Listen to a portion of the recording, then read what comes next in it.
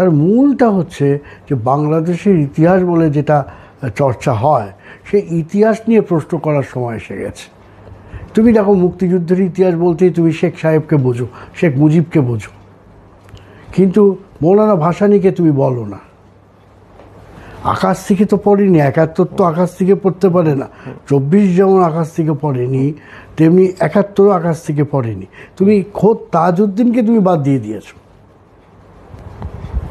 আমার আপত্তির জায়গায় সেইটা। তুমি দেখো এই যে বামদের কথা তুমি বলছো, আমি তো বিস্মিত হচ্ছি, কেন তারা তো সবাই কোনো না কোনোভাবে, বেশিরভাগ, নিশ্চয়ই সবাইকে বলা উচিত না, তাদের অধিকাংশ বুদ্ধিজীবী প্রগতিবাদী তারা আওয়ামী লীগের যে নানান রকম সুবিধা তারা নিয়েছিলেন বা পেয়েছিলেন, ছত্রছায়া তারা এতটাই চুপ করে গেলেন যে শেখ সাহেবের রক্ষী বাহিনীর দ্বারা অন্তত 20,000 থেকে 25,000 বামপন্থী জাসদ কর্মীরা খুন হয়েছিলেন।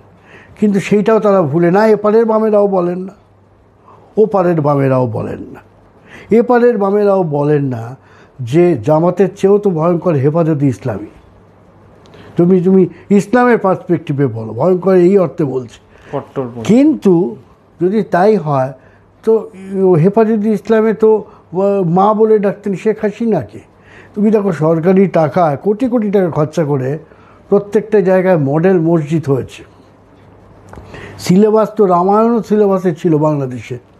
তো শেখ হাসিনা সরকার তো বাদ দিয়েছে, এই সরকার তো বাদ দেওয়ার সুযোগও পায়নি বা এখনও অবধি দেয়নি। তুমি তো রবীন্দ্রনাথের মূর্তি ভেঙেছ, তুমি সেইটা এখন 24-এর অভ্যুত্থানে ঘটেছে বলে তুমি মিথ্যা কথা বলছো। এখানেও তুমি দেখবে যে প্রচুর, তুমি যদি কলকাতা শহরে তো নানান রিপোর্ট বেরোচ্ছে, এই যেখানে বসে আমি কথা বলছি তার কাছাকাছি আওয়ামী লীগের নেতারা ঘুরে বেড়াচ্ছে, টাকা দিয়ে তারা ফ্ল্যাট কিনছে, তারা মার্কেটিং করছে। ঠিক একই জিনিস 71-এ কিন্তু ঘটেছিল। 71-এ বেশিরভাগ আওয়ামী লীগের নেতা যারা ছিলেন তারা কলকাতায় এসে ফুর্তি করেছেন। এটা আমার কথা না, এটা জহির রায়হানের কথা। আন্তর্জাতিক একজন ফিল্ম মেকার, তুমি জানো জহির রায়হানের স্টপ জেনোসাইড সারা পৃথিবীকে এখনও আলোড়িত করে। তুমি 71-এর মুক্তিযুদ্ধ চেতনার কথা বলো, যে জহির রায়হান তো প্রশ্ন তুলেছিল যে এই লোকগুলো ওখানে গিয়ে ফুর্তি করছে কার পয়সায়। শোনো, বাংলাদেশ স্টাডি করতে গেলে সত্যি কথা তোমাকে নির্মোহভাবে করতে হবে। আমরা নির্মোহভাবে করছি না। তুমি বলো অমুক ঠাকুরগাঁয় অমুক এলাকায় একটা গ্রামে কি হিন্দু বাড়িকে আক্রান্ত হয়নি? নিশ্চয়ই হয়েছে। সামগ্রিক ছবিটা দেখা দরকার। হতেই পারে, সেটা তো আমি অস্বীকার করছি না।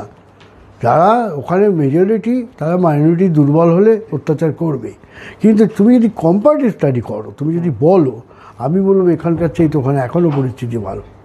বার্ডস আই ভিউতে দেখলে, হ্যাঁ, আমি তোমাকে দেখিয়ে দেবো। আমি প্রত্যেকটা জেলা, তুমি আমাকে সময় দাও, আমি তোমার জেলায় জেলায় লোক ধরিয়ে দেবো।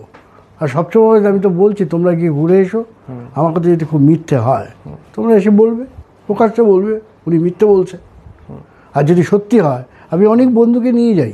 এর মধ্যেও কিন্তু আমি আমার বন্ধুদের নিয়ে বরিশালে গেছি, তার আগে আমি গেছি, তারপরে যাব আবার।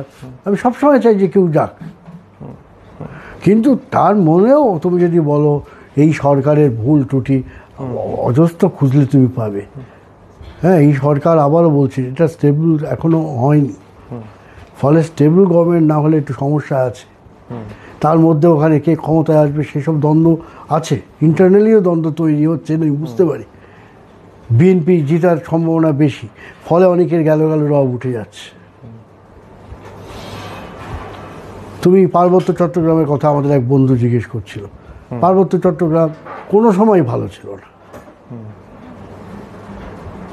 এখন এইটা জনসাধারণের ক্ষোভের, না সে তো ক্ষোভ, দেখো মানুষ যখনই এক্সপ্লয়েটেড হবে তখন তো সে ক্ষুব্ধ হবে। তুমি প্রথমেই বললে না, দেখো মানুষের, তুমি যদি বলো মানুষকে খুব ভালো আছেন না, মানুষ কোনো দেশেই এখনো পর্যন্ত যে রাতারাতি খুব উন্নতি হয়ে গেছে বা উন্নতি হবে তাও কিন্তু না। আমরা আশায় থাকতে পারি যে বাংলাদেশ অন্তত একটা গণতান্ত্রিক রাষ্ট্র হোক। এরই সাথে আমরা আজকের অনুষ্ঠানটা শেষ করছি। আমরা আবার সৌমিত্র দস্তিদারের কাছে আসব, তার কাছ থেকে বাংলাদেশ এবং তার সঙ্গে আনুষঙ্গিক আরও অনেক বিষয় জানার জন্য। আজকের জন্য নমস্কার, এবং যদি ভালো লাগে এটা সাবস্ক্রাইব করে দেবেন, আমরা উৎসাহ পাবো।